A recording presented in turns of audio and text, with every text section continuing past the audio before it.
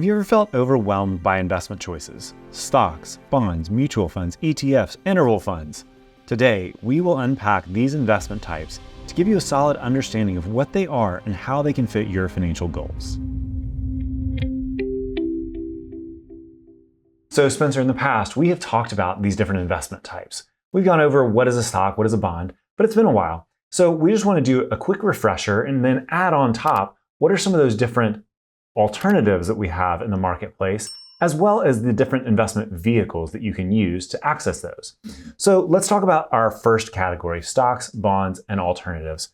Can you start us off? What is a stock? Well, and as we look at this, we're looking at the particular elements that you can invest in rather than the vehicles here that can be a diversification benefit of sorts there for these investments. But stocks are publicly traded companies. We're going to be talking about private investments that can be made here in just a moment. But a publicly traded stock, you think about it, a business is formed. Typically, it is private. It's owned by one individual or a handful of individuals. At some point, though, they need capital to be able to help that business grow. And so one of the ways that they can get a capital infusion is going and doing an initial public offering, an IPO. That IPO will trade some of their shares essentially for cash that the public market investors can put into that company. And that can be used either to cash out some of those early investors or to be able to provide more capital for the company to be able to grow, ultimately.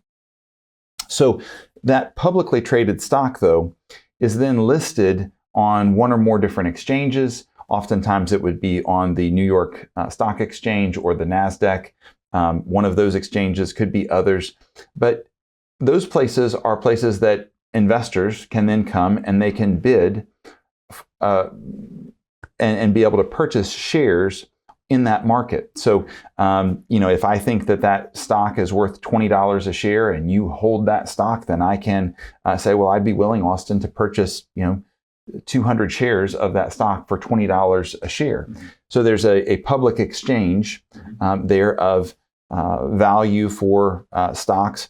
Now, there are certain requirements to go through that IPO process. The government is concerned that investors are not taken advantage of. And so there is a filing requirement there that is pretty intensive, and it costs a fair amount of money to be able to go through that process. So there are a lot more companies, obviously, that are out there that are not publicly traded than there are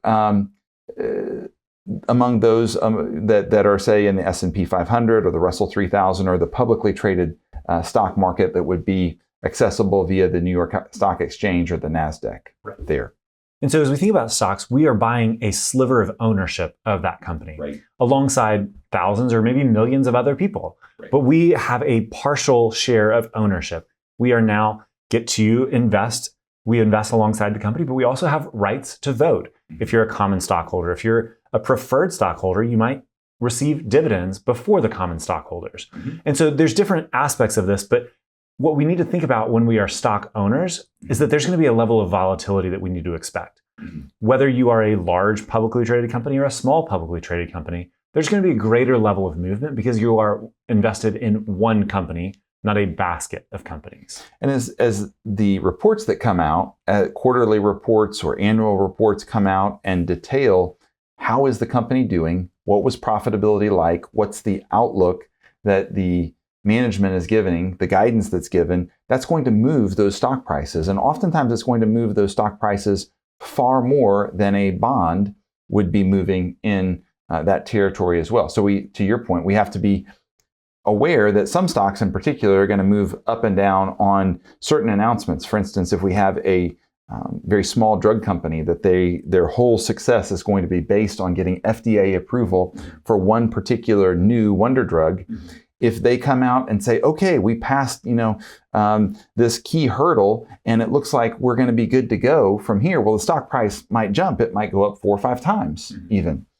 If by contrast, say we've been denied, there's no hope for this drug, it could go to zero, in value. Whereas other companies, they may have much more steady revenue, much more steady relationships, say in the marketplace. They may go up and down some, but not nearly as much as kind of that binary yes or no. We're either going to be great or we're going to be in challenging circumstances. Right. Okay, so we've talked about stocks. Let's move on to bonds. What are bonds and CDs, or certificates of deposit? Well, like we talked about with stocks, we're owners of the company. With bonds, we are simply lenders. So if we own a bond, we're essentially lending money to a government or a corporation or some kind of institution, and they are covenanting to pay us an interest rate typically, along with giving us the principal back at the end of that bond. That's typically how things are set up. There are different kinds of bonds, but that's how generally it goes. A certificate of deposit is very similar, but it's a deposit at a bank. So it is a savings account, essentially. The interest with a typical CD is paid at the maturity when the CD comes due there. So with a bond, typically with a publicly traded bond, what you have is a situation, you make the loan, but you could trade that bond day to day. So if I made the loan to Apple, for instance, and they're telling me that they're going to pay 5% every year on this loan that I've given them, also known as a bond, they're going to pay 5% every year for 10 years.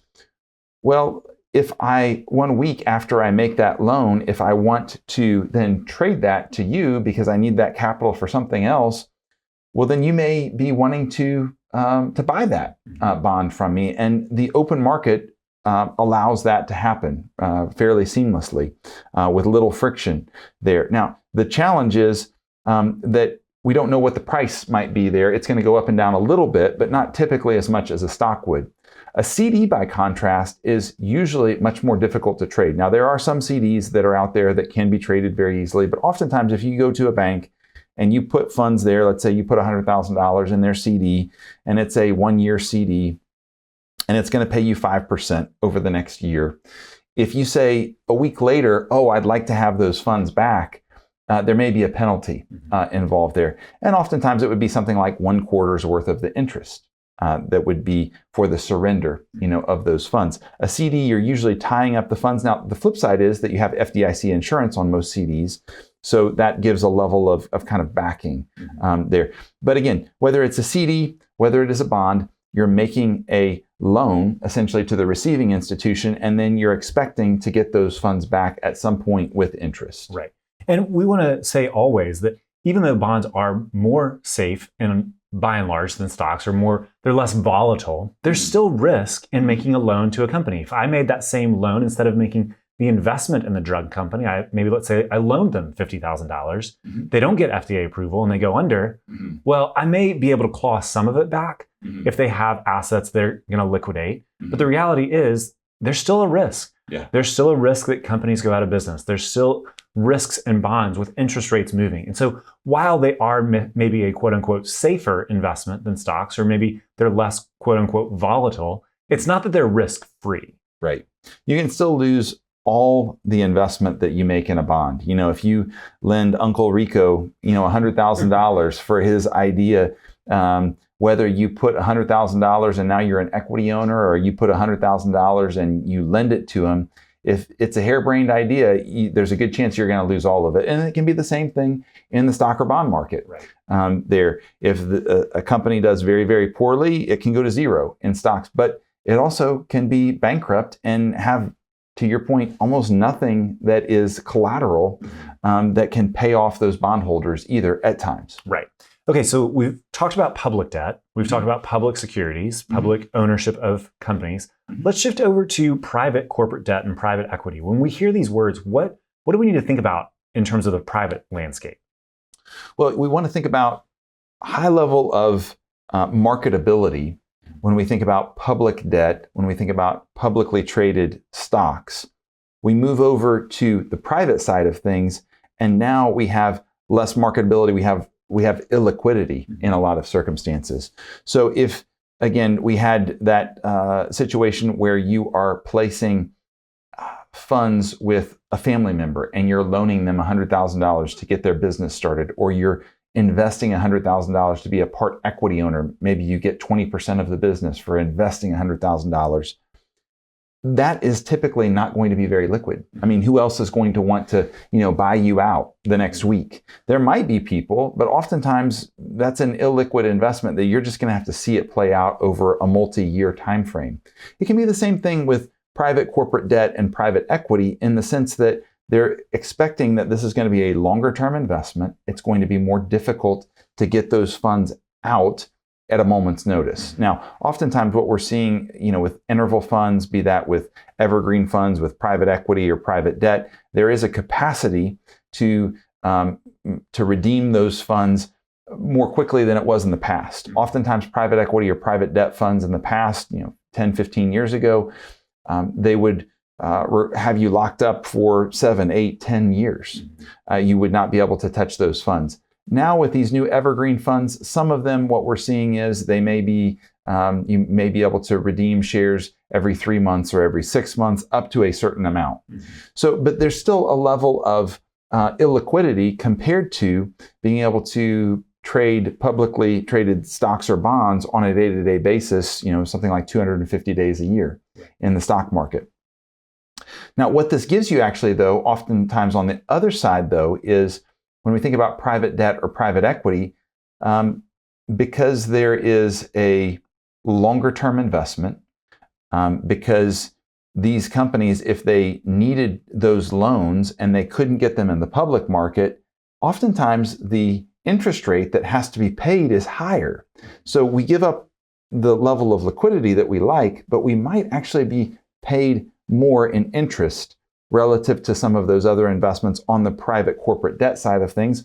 On the private equity side of things, you have managers that are more aggressive in many ways, that are looking to create a rate of return that would be higher than in the public stock market. Now, they're not always able to do that, but the level of intensity of trying to grow that asset oftentimes is quite high there because there is a level of illiquidity. If you're going to sacrifice one thing, then oftentimes you would expect, more return or more opportunity for it on another side. So we've done a full episode on real estate investment trusts, REITs. And you can go back and watch that episode, but give us a brief overview. What is a REIT? What is a real estate investment trust? Yeah, so think about this as a kind of publicly traded, typically publicly traded. There are private REITs that are out there, but oftentimes a publicly traded REIT would be one that is focused on a particular area. They're buying properties, they're buying real estate. They have certain laws they've got to pass out about 90% of the income on an annual basis.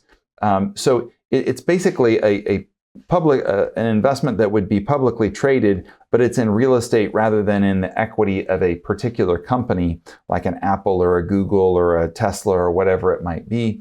You're investing instead in real estate. There would be some thought that because it is a real tangible asset, that it's going to behave differently than the public stock market, and it does on some level. There's some level of correlation.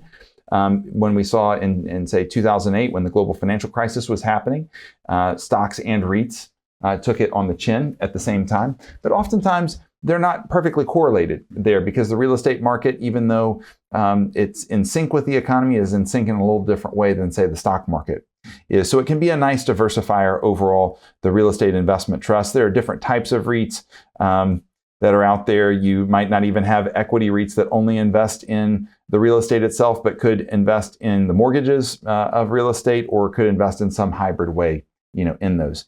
The other thing that we'd say is that there are ways to invest in real estate, certainly on the private side of things, whether that be through a fund or be that through yourself, just, making those real estate investments that would be different, obviously, than real estate investment trusts, which are maybe the easiest of ways to be able to just make that investment in real estate and garner some of those results without having to do the management thereof. Right.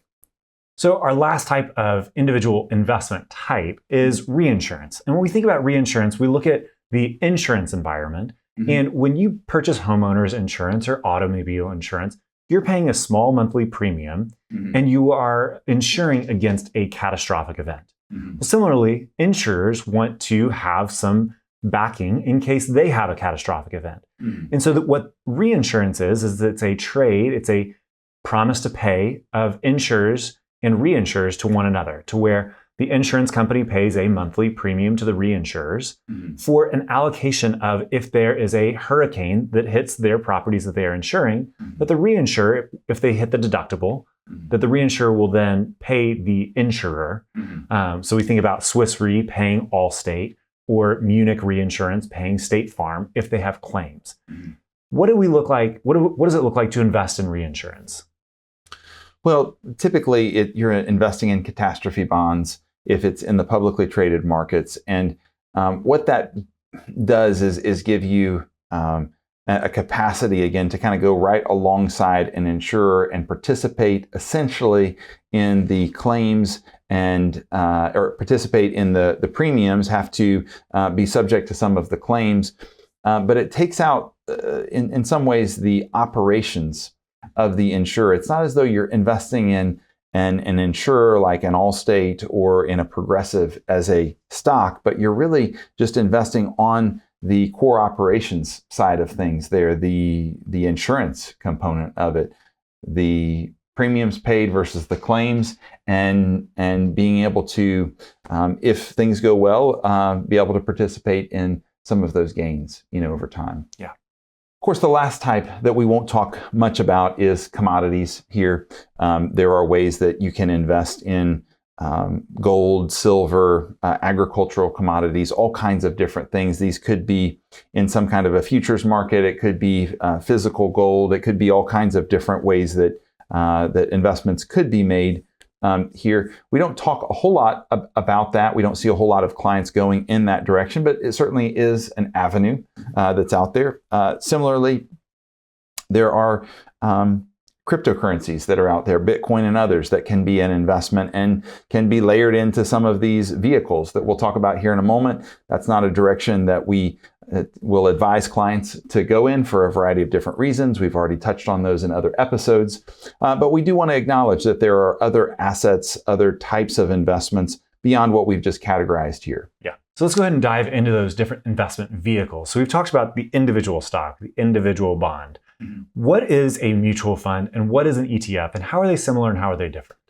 Yeah, so a mutual fund, essentially you have a group of investors that are hiring a professional manager to build a portfolio that is typically diversified in some manner, and they're paying a fee, for that. As they do that, what they're trying to harness is two things. Usually, what is the value of the manager in doing that, but also the diversification power, because oftentimes investors say, well, I don't want to try to individually invest in 3,000 different stocks to diversify, or 100 for that matter. It becomes very difficult to keep up with all the trades that would need to be made or reinvestments that would need to be done. And instead of investing, say, across 100 companies or even 1,000 companies in the United States, you might invest in just one mutual fund or one ETF that is going to invest in almost all of those companies at a very reasonable cost to do so. So there are some mutual funds and ETFs that are out there that they only charge a few tenths of 1% or even less on an annual basis.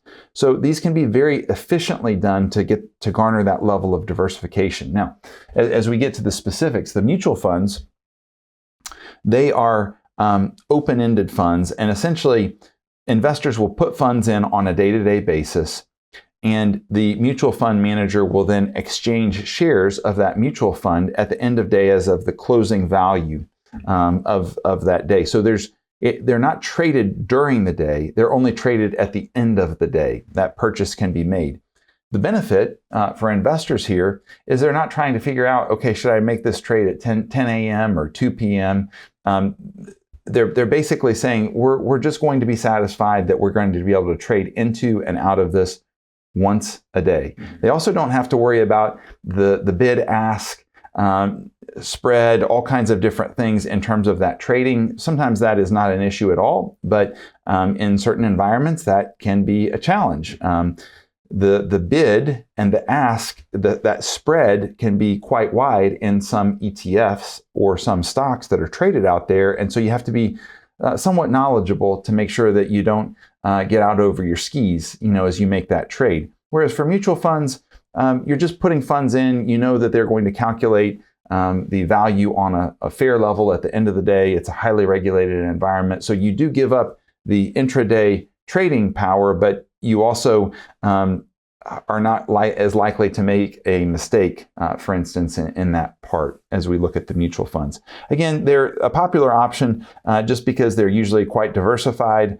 You can hire a manager, put your funds into a fund where there's going to be active management, where we'll see a manager pick a select number of stocks, potentially move those around quite a bit. There's a level of activity there and actual selection versus an index type of fund that would just try to invest in the broad market, try to keep the expenses usually quite thin there. And that can be for a mutual fund or for an ETF, the difference there between the active and the more passive index fund there.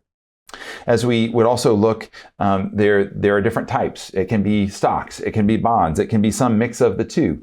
You can have some mix of the two plus some real estate investment trusts. You could have commodities in there. All of what we talked about there in that first part of the different investments that can be made can be put into a mutual fund. Now, to be clear, I believe you've got to have 85% of the assets in a mutual fund that's liquid on a day-to-day basis. So they can have a small amount of private investment that is illiquid, but the bulk of the mutual fund has to be publicly traded securities.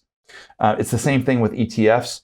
The only real difference between mutual funds and ETFs that we haven't touched on already is that ETFs can be a bit more tax efficient because as ETFs are traded, there's a mechanism there where the exchange process allows the investors not to harvest those long-term capital gains typically until they make the sale. So in a mutual fund, there's a pass-through component there where you can receive a capital gains distribution at the end of the year that can be somewhat unexpected. That's very rare for ETFs. So sometimes ETFs are exchange traded funds are more tax efficient than their mutual fund siblings. And that's why we're seeing more and more companies roll out ETFs among other things. Right.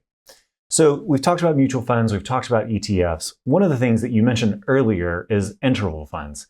And interval funds are very similar to mutual funds, but these are closed-end funds often. And so what that means is they allow investors to buy almost at any time, but the sells are limited.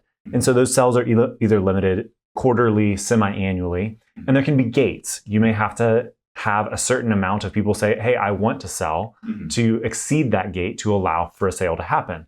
Or it could be a ceiling of, hey, if we have, let's say 10% of the folks say, I want to get out of this fund, they may say, hey, that's too much. We're not going to be able to make that. And that comes back to this idea that it's oftentimes done in a private market where it's a little bit harder to find investors. What else do we need to know about interval funds? Well, every interval fund is going to be one that you need to understand the conditions because, like you said, some of them are quarterly, some of them are semi-annual, some of them are actually monthly. Most of them you can purchase at any point, but some of them you can only purchase at the first of the month or some other interval that they give you. So you really need to understand the liquidity timing there, and you also need to grapple with the fact that in normal circumstances, they may allow you, if you want to get out of that fund, let's say you put in $100,000, 2 years later, it's grown to $120,000 and you want to sell all of it. Okay, that may be something that they allow many quarters, many months. But if things go catawampus, you have to understand that you might not be able to get all of that. And so that next month, if the global financial markets go south because there is a pandemic, you might only be able to get out 2% or 5% of those funds. Each fund, again, each interval fund will have a level that they have to offer in terms of repurchase. Oftentimes for a monthly repurchase, that might be 2%. For a quarterly or semi-annual, it might be more like 5%, that they're required to have as a repurchase level. They're always allowed, if they want to redeem more, to redeem more. So we've seen circumstances where an interval fund will have a request for 10% redemption, and they meet that request because they had that level of liquidity. But they're not required to. They're required to have a lesser level. And so you need to understand that lesser level. Now, oftentimes with our clients, if they're looking at interval funds or at some of these more private investments, say, well, I don't want to have the majority of my investments here because I want the majority of my investments to be liquid. But they may say, well, I like the private nature of this because I might be able to have an interest rate that's 2 or 3% higher in the private markets than I can in the public markets. So if they have 10, 15, 20, 25%, in an interval fund, that may be well within reason there. Yeah. So as we close out today, we want to say all of these different investment vehicles, investment types are things that you can choose to place your money in. The reality is there's not going to be any one split that we would say, hey, you need to have all of this one stock or you need to have all of this one bond. Investors need to be diversified and also come back to the goals that they have set. If you are a long-term investor, then maybe stocks are more beneficial for you than bonds. If you are approaching retirement and you need cash distributions starting tomorrow, having 100% of your investment in a single company stock may not be the best decision.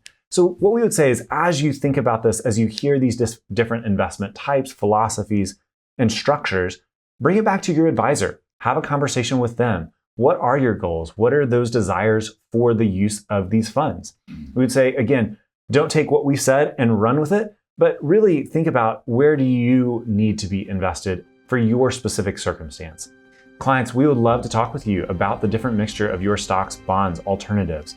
Feel free to leave comments in the section down below, and we'll see you again next time. If you like these financial planning videos, please share with a friend, and if you have questions, go to our website at SiriusRetirement.com. This content was provided by Retirement Planning Services. We are located in Knoxville, Tennessee. You can visit our website at SiriusRetirement.com. The information in this recording is intended for general educational and informational purposes only, and should not be construed as investment advisory, financial planning, legal, tax, or other professional advice based on your specific situation. Please consult with your professional advisor before taking any action based on its contents. Advisory services offered through Retirement Planning Services, LLC.